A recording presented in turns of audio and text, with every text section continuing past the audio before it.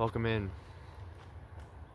On this beautiful sunny day here in Oregon, I want to share with you guys some stories of my travels and living nomadically and what I've learned on the spiritual journey that is life, whether we know it or not. It is a spiritual journey, even in the land of the living, even in the 3D tangible reality, right?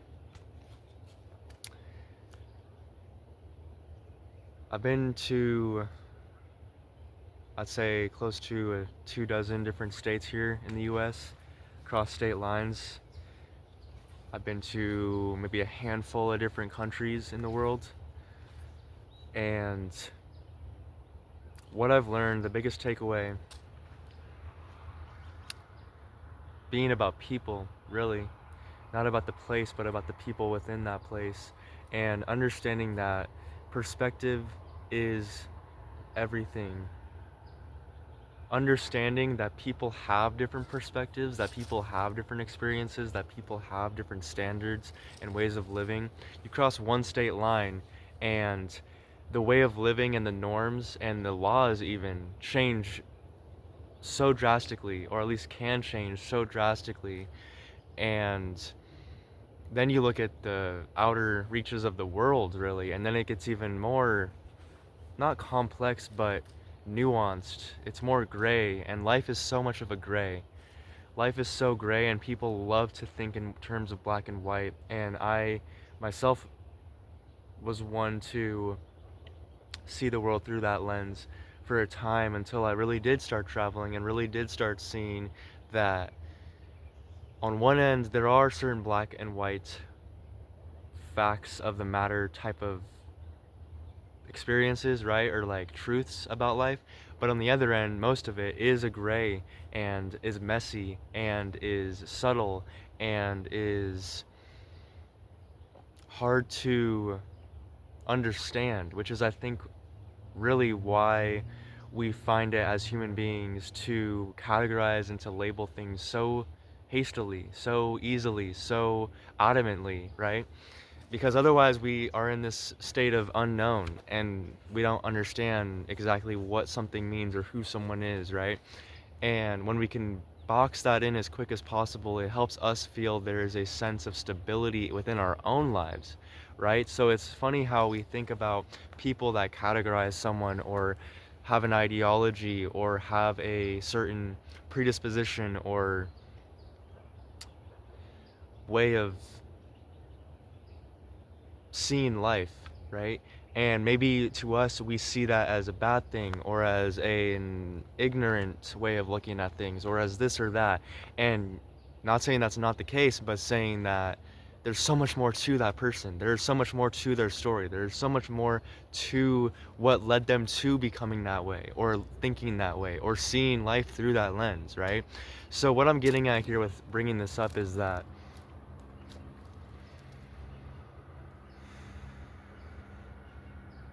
I could say don't judge a book by its cover, but that doesn't really do it justice. What I really am getting at here is that people are so complex, and you have no idea until you realize that you are so complex. And then you realize that everyone is living a very complex life. Everyone, for the most part, has layers and layers to them that most of the time they don't even see within them their own selves, right? So to think about the fact that maybe for a lot of people on this planet, they have a certain level of understanding of the dimensions they actually are, or the dimensions to them, right? And for someone that dives deeper into the dimensions of their own self, knowing thyself, seeking more of the truth within not only the world, but also yourself and who you are, it begins to unravel this truth that there are so many truths people don't know about who they are, which is why they tend to have limited thinking or have limited um, options or have limited ways of viewing life, right? And so they get stuck in these routes, they get stuck in these patterns, they get stuck in these seeming opportunities when it really might be anything but an opportunity that leads them to the life they want, but just the life that they know, right? So there's these ideas of compassion ultimately, right? Having compassion for people and who they are and where they're at when you meet them is a game changer. Because if you have this idea that people need to be this certain way or fit into your box or fit into, you know, being where you're at or things like this, you close so many doors really for your own self, but also for other people to get to know who you truly are, right? Because it's a two-way street, really. Any relationship, whether it be platonic, whether it be business, whether it be romantic, anything, anyone, anywhere, anyhow, if you can hold the space for just letting them be who they are, so long as they're not, doing something against you right then and there or something, you know what I mean? But just like in general, having and holding that space for people, it starts to seemingly open the door for them to hold space for you more, right? It's a reciprocating type of energy when you don't just hold compassion, you hold other qualities and other emotions, you hold other understandings about the world at large, and also people on a very specific and individual level, and how those two things correlate, and how one person really can change the world, And the best example I've seen of that is Jesus Christ, right? One individual, one man changed this entire planet. Changed, like, thinking about that is just hard to even comprehend, really, but not really at all in the same end because of how powerful and how humbling it is to learn about someone like that. There's love in this world, people. There is love, right? If there ain't any other example other than that one, that's all you really need. Learning about what one man living the same life every one of us is living in a different body, in a different set of eyes, in a different set of circumstances, but the same human individual, the same human experience that we all share, one out of all of us, that man named Jesus Christ, Yeshua, HaMashiach, these people that understand him today and follow him and learn from his teachings, what they're ultimately learning, what I'm ultimately learning from Jesus Christ is that unconditional love is the ultimate source of power there is in the universe, really, because of the fact that it is the universe. Love literally is the fabric of the universe. So to draw from that energy source, which is in everything, which permeates all, which might be termed as the Father or God Almighty or whatever you want to put it as, drawing from that source of power, that source of energy, is unmatched because of the fact that it is limitless in nature.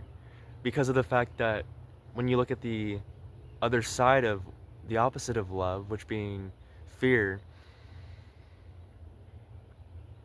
you see that one is limitless and one is limited. And fear being in its own nature, the way it is expressed, limiting to others, right? Like oppressive, controlling, all of it, right? And love being expansive, being freeing, being something that goes beyond our rational minds altogether, our thinking minds altogether. And, we look at the intellect and how our society, especially in the West and in the United States, we value the intellect so highly, and we value our minds and our ability to create technology and our ability to change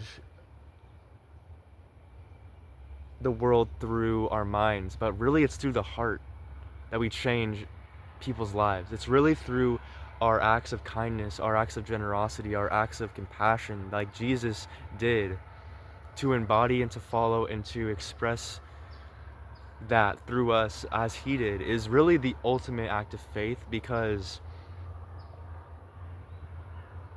you can learn about something forever. You can read a book about a course on driving a car, but until you actually get in the car and drive it, you don't know how to drive. You know what I mean? So it's the same with a lot of Christians and a lot of people seeking love and a lot of people seeking truth and seeking that light. I guarantee you that if you start embodying it and showing it to others, it's a reflection right back.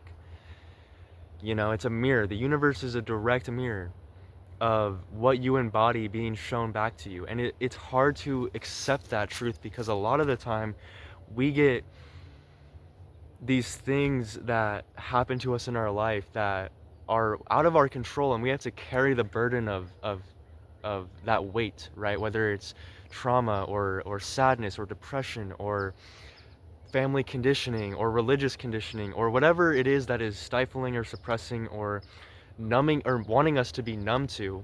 We have to realize that we take that burden on, whether we carry it as it is or if we decide to heal it, which is where the real power and the magic is. Either way, it's on us to deal with, right? And if you can dig into yourself, if you can dig in through the darkness, through the illusion, through the confusion of your own life, of your own suffering, and pull out of that, looking at another and seeing that they're in the same boat and offering something to them that is of the heart and of love, whether it's your brother, your sister, your husband, your wife, your employee, your coworker, your boss, it's like it goes so far beyond titles, labels, or anything else. It's just the human experience and all of us having a part to play in it, in this divine plan. Every single one of us on this planet in the land of the living has a part to play, and it is a miracle we are even walking. And even if we're not walking, we're sitting, and even if we're not sitting, we're crawling, and even if we're on our last dying breath, we're still here until we're not, and then again in the next life, or whatever the real truth of it is.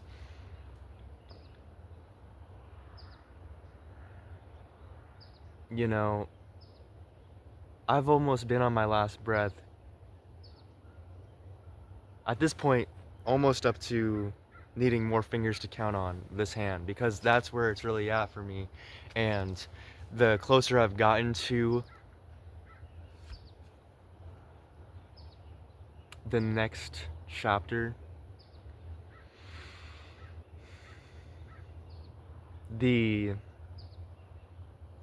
hits that life has thrown my way, the beatings I have received by life, and the having to stitch my own wounds and get up and continue to carry that cross on my back like we all do as Christians. You know, for a time the world may beat you down, and it will, especially if you are about it, if you really are seeking the truth, if you really are trying to embody that light, that christened light. The world will try its best, you know? It'll even try to take you out. No joke. But we get up again. We continue to rise. We continue to go on. We continue to share our love, whatever way that shows up, through writing, through speaking, through music, through art, through dance, through any means of which that God has gifted you an ability to share something that is of the light to others. That's where it's at, people. It's not about being some high and mighty priest in a church. It's not about being some, you know, huge authority in your community. It's like literally just do something to help somebody and you're on the right track. And it's not a mandatory thing. People go through hard times, right? Like you might be in a place where you need that love. You need someone to help you out. You need someone to show you a helping hand. When you have no other alternative, when you see no light at the end of the tunnel, you know, that's when you go to God directly. That's when you pray. And that's when, even if you can't reflect what you want to the mirror of life to give it back to you, people out there are existing that will help you through the journey you're on. And I've seen it take place because it's taken place in my life. When I thought I had nothing and no one and nowhere to turn, I turned to God. And God hears our prayers, people. And in the divine timing and way in which God works, magic happens, people. Healing happens. Love happens. It does. So if there's anything else to leave this video on, it's that love is out here. Even if you can't see it now, it's coming around. So with that, thank you for watching. Stay grateful. Have a good one.